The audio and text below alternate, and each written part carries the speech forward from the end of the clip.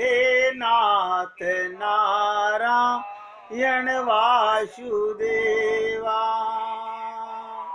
श्री कृष्ण गोविंद हरे मुरारी, हे नाथ नारायण वासुदेवा। श्री कृष्ण गोविंद हरे मुरारी, हे नाथ नारायण वासुदेवा। श्री कृष्ण गोविंद हरे मुरारी, हे नाथ नारायण वासुदेवा। बहुत ध्यान से सुनिएगा। अब आप बताइएगा, इस समय जो बताया जा रहा है वो तो माने नहीं। अब फिर पूछे हमारा कल्याण कैसे होगा, हमें भगवत प्राप्ति कैसे मिलेगी। आप भगवान को भी पाना चाहते हो और माया को भी पाना चाहते हो। मुश्किल ये है, आप दोनों हाथों में लड्डू रखना चाहते हो। आप कहते हो हमारे को मल भी चाहिए और हमें सफलता भी चाहिए। पॉसिबल नहीं है।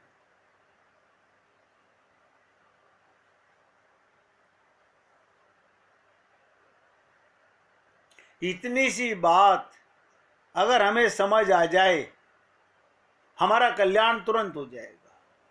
और ये बात आज पहली बार नहीं कह रहा हूं, पहले भी कई बार आपसे निवेदन किया गया है। आप अपने को क्या कहते हो, मैं हूं, इस तरह जानते हो। मैं तो जड़ है और हूं चेतन है। ये जिसे मैं कह रहा हूं ना शरीर, ये तो मिटने वाला है। हूं आत्मा सदा रहने वाली है। इस शरीर के कारण, मैं के कारण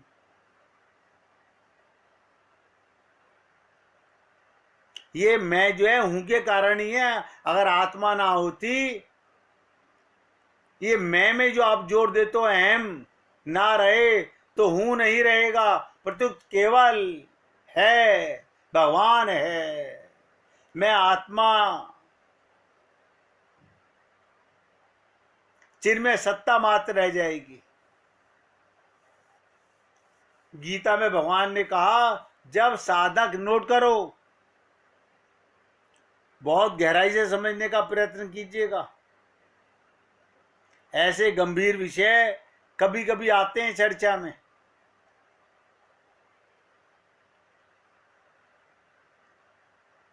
जब साधक निर्मम निरहंकार हो जाता है, निर्मम और निरहंकार,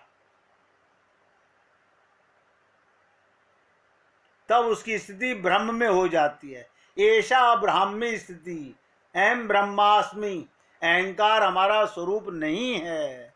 और अहंकार क्यों आता है? मैं के कारण, गलत मैं के कारण अहंकार आता है। हम प्रकृति के अंश नहीं हैं, हम अपरा हैं। जैसे जागृत और स्वप्न में अहंकार जागृत रहता है, देखिएगा, जागृत में और स्वप्न में, पर सुषुप्ति में अहंकार चला जाता है। क्या मतलब? आप सपना देख रहे हो, उसमें भी अहंकार आता है। आप जागे हो तो भी अहंकार आता है। और जैसे आप गहरी नींद में चले जाते हो, अहंकार खत्म, आपको पता ही नहीं होता मैं कौन हूं। ये मैं है ही नहीं जिसे आप मैं करते रहते हो।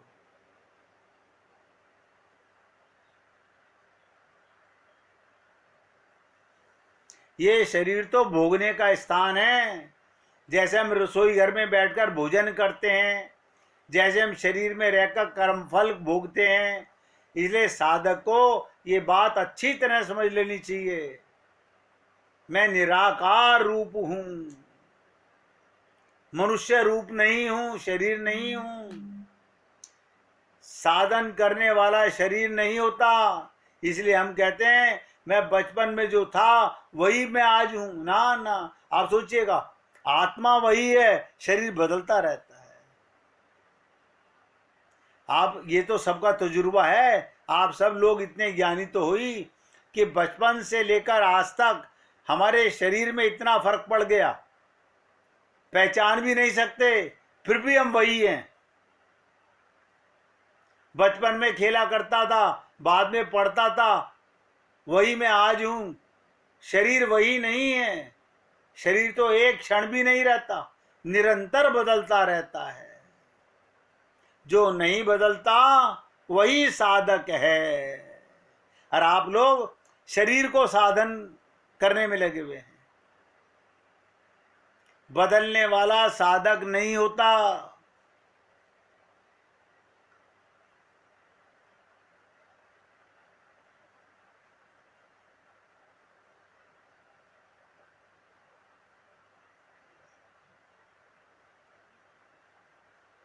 आपको सबको पता है कि शरीर मर जाता है, जला दिया जाता है।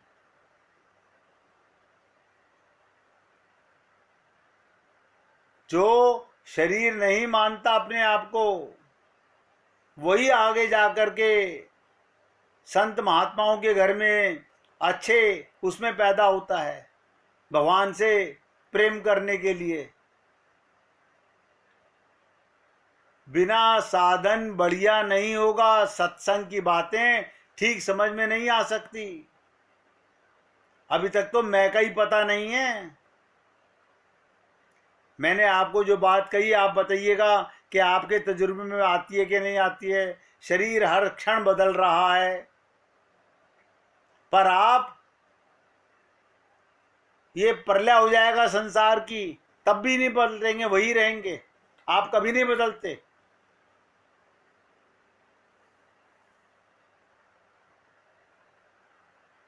आपने और हमने अनंत बार शरीर धारण किए, पर सब शरीर छूट गए। उस समय परिवार के लोग और थे, शरीर के रिश्तेदार और थे, आज शरीर के रिश्तेदार और हैं। और आप वही रहे। देखिएगा, 1 करोड़ जन्म पहले भी आप वही थे और आज भी आप वही हैं। शरीर तो यहीं छूट जाएगा, पर आप स्वर्ग या नरक में जाओगे। मुक्ति आपकी होगी, भगवत प्राप्ति आपको होनी है।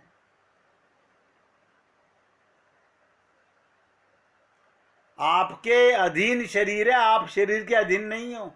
ये नोट करो, आपके शरीर आपके अधीन है, आप शरीर के अधीन नहीं हो। लेकिन सब मन बुद्धि तक ही पहुंचती है।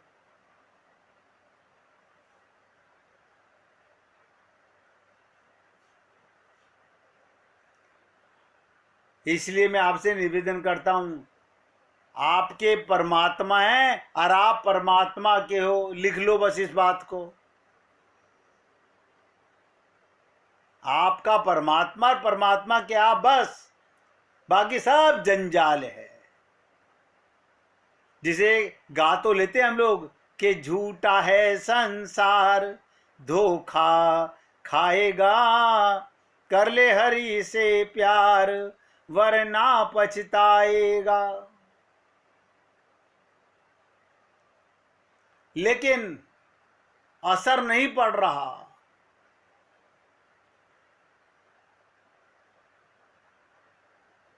साधन करके आप ही परमात्मा को प्राप्त होंगे। शरीर प्राप्त नहीं होगा, शरीर को भगवान नहीं मिलते।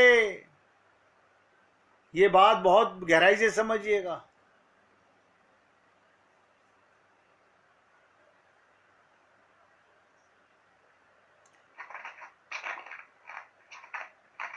आप मकान में बैठते हो तो आप मकान नहीं होते। मकान अलग, आप अलग।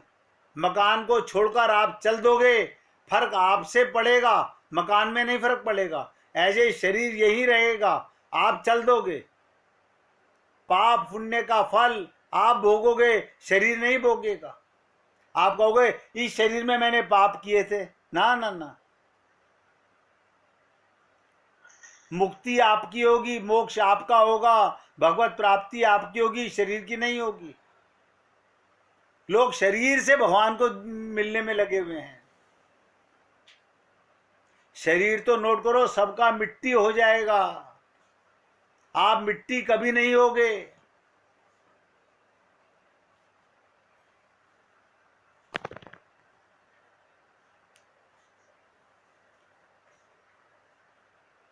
भगवान कहते हैं ना, ये शरीर काटा नहीं जा सकता, ये आत्मा को काटा नहीं जा सकता, शरीरी को जलाया नहीं जा सकता, गीला नहीं किया जा सकता, सुखाया नहीं जा सकता, कारण ये नित्य रहने वाला है। इसी को अजन्मा कहते हैं। सब में परिपूर्ण, अचल, स्थिर स्वभाव वाला और अनादि है। ये चिंतन का विषय है। हमारी उम्र तो हो गई, लेकिन बुद्धि में अभी भी वही पत्थर पड़े हुए हैं। बहुत संत महात्मा मिल लिए, बहुत सत्संग सुन लिया, बहुत मंदिरों में भटक लिए, मगर मन का फेरा अभी तक नहीं फिरा। इसलिए निवेदन कर रहा हूं कि यही भूल अगर हम सुधार लें, छोटी सी बात, अपने को शरीर मत मानो, इंद्रियां मत मानो, मन बुद्धि मत मानो, आप परमात्मा के अंश हो।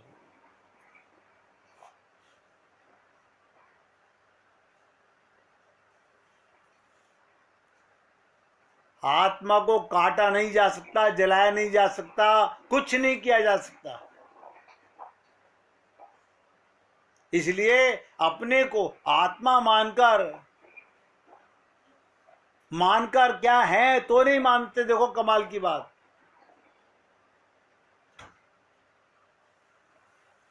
हमें कभी किसी बात का शोक नहीं करना चाहिए। देखिए क्या मनुष्यों की बुद्धि क्या कहती है। प्रत्येक मनुष्य चाहता है मैं कभी मरूं नहीं, मैं सब जान जाऊं, मैं सदा सुखी रहूं। ये तीनों बातें नोट कीजिएगा। व्यक्ति कहता है मैं कभी मरूं नहीं, मैं सब कुछ जान जाऊं और मैं सदा सुखी रहूं। ये तीनों इच्छाएं मूल क्या हैं? सत्य, चित्त और आनंद की इच्छाएं हैं। यही तो तीन इच्छाएं हैं, सत्य, चित्त, आनंद। परंतु वास्तविक इच्छा को शरीर की सहायता से पूरी करना चाहता हूं। स्वयं परमात्मा का अंश होते हुए भी शरीर, इंद्रियां, मन बुद्धि को अपना मान लेना, इससे बड़ी हमारी मूर्खता क्या होगी। मैं तो निवेदन कर रहा हूं, भगवान तो मिला हुआ है, अपनी अज्ञानता नहीं मिट रही है। हम भगवान के ना मिलने से दुखी नहीं है, हम दुखी हैं, अज्ञानता नहीं मिट रही हमारी।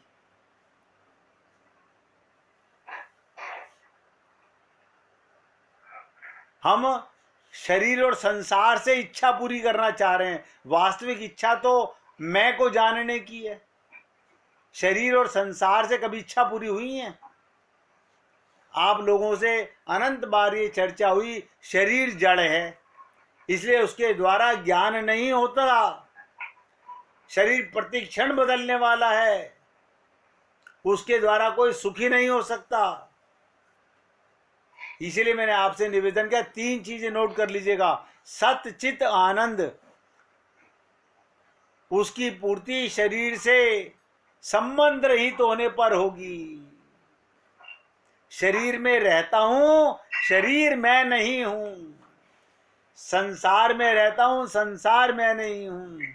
परिवार में रहता हूं, परिवार मैं नहीं हूं। असली ज्ञान जो है उससे हम वंचित हो गए हैं, स्वयं को नहीं जानते हैं।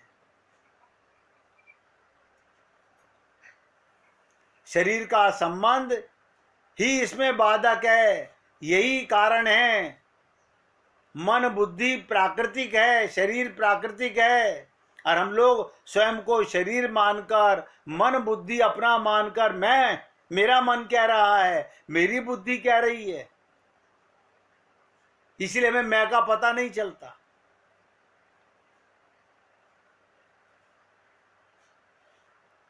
इसलिए सभी भक्तों से मैं निवेदन कर रहा हूं, हमें अपना स्वरूप, स्वरूप, मैं कौन हूं, बस छोटी सी बात है। जिस दिन हम ये जान जाएंगे, आप भगवान को पा जाएंगे।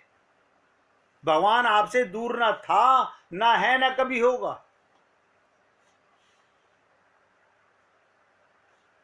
अपने स्वरूप में स्थिति होने पर लौकिक साधना, कर्म योग और ज्ञान योग की सिद्धि अपने आप हो जाती है। हमें अपने स्वरूप का ज्ञान नहीं है, बड़ा कठिन है। ये कब होगा? चाहने से होगा। अब देखिएगा, कोई किचन में बिना जाके प्रैक्टिकल खाना बनाना, बिना सीखे बनाना चाहे तो कभी नहीं बनेगा। हमें प्रैक्टिकल होना पड़ता है।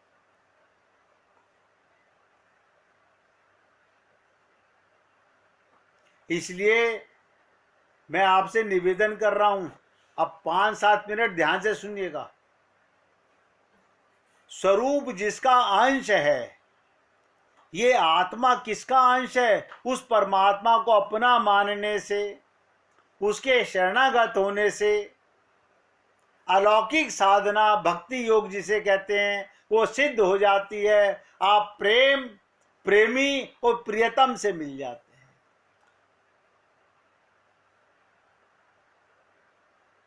परम प्रेम की प्राप्ति में ही मनुष्य जन्म की पूर्णता है। हमारा ये मनुष्य शरीर कब पूर्ण होगा? जब भगवत प्राप्ति होगी, अन्यथा नहीं होने वाली। इसलिए साधक को आरंभ से ही सत्य को स्वीकार कर लेना चाहिए। मैं शरीर नहीं हूं, शरीर मेरा नहीं है, शरीर मेरे लिए नहीं है। ये 3 बातें मैंने आपसे वो कही हैं जो हमने अब तक नहीं मानी है। भाई एक बार मान लें, फिर देखो आप कितनी हमारी तरक्की होगी। मैं चेतन हूं, परमात्मा का अंश हूं, शरीर संसार जड़ है। अपनी पूरी शक्ति लगाकर भी वास्तविक इच्छा की पूर्ति नहीं कर सकते। हमारा ज्ञान नहीं मिटता, नोट करो, इसलिए ज्ञान नहीं हो पाता। शरीर से अपनापन, मन से अपनापन, बुद्धि से अपनापन, हमने इस शरीर को अपना मान लिया, मैं मान लिया, इसके कारण हम अज्ञानी हो गए।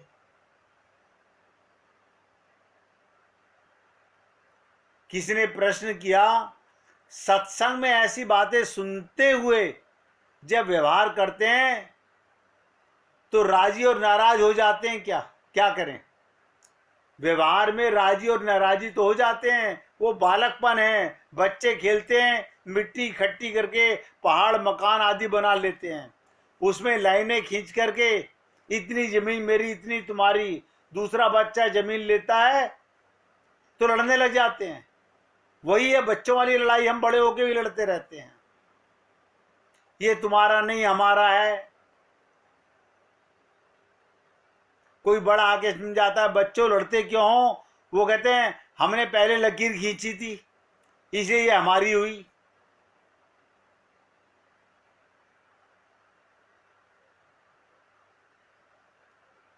इसलिए मैं आप सब लोगों से निवेदन करता हूं, ये धन संपत्ति जमीन आदि सबको छोड़कर जाना है।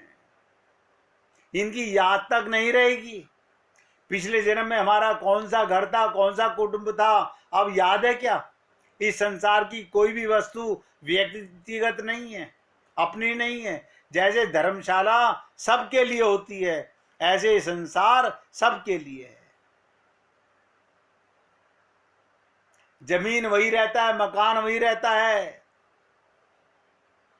आदमी बदलते रहते हैं। इसलिए हमारा ध्यान इन बातों पर नहीं जाता। और ध्यान से सुनिएगा, हम सत्संग रोज सुने और हमारा ध्यान त्रुटि की तरफ जाए नहीं, तो सत्संग करते करते भी राग द्वेष बना रहता है। इसका मतलब सत्संग सुना ही नहीं हमने, सत्संग समझा नहीं, सत्संग की हवा तक नहीं लगी। सत्संग में बहुत गहरी बात सुनिएगा, आखिरी बातें बताने जा रहा हूं। राग द्वेष काम क्रोध कम नहीं होंगे, फिर कैसे कम होंगे? फिर सत्संग कहां हुआ? कोरा समय बर्बाद किया हमने। इसका मतलब हमारे कहीं करने में कमी रह गई। सत का संग हमने नहीं किया, हमने सत्य बात को नहीं पकड़ा, अपने को आत्मा नहीं माना, अपने को परमात्मा का अंश नहीं माना। हम वही संसार की लीपापोती करते रहे। इसलिए मैं आज आप लोगों से निवेदन करता हूं, मैं तो आपका सेवक, रोज आपके साथ ये निवेदन करता हूं, हमें अपनी भूल कैसे सुधरेगी, हमारा कल्याण कैसे होगा?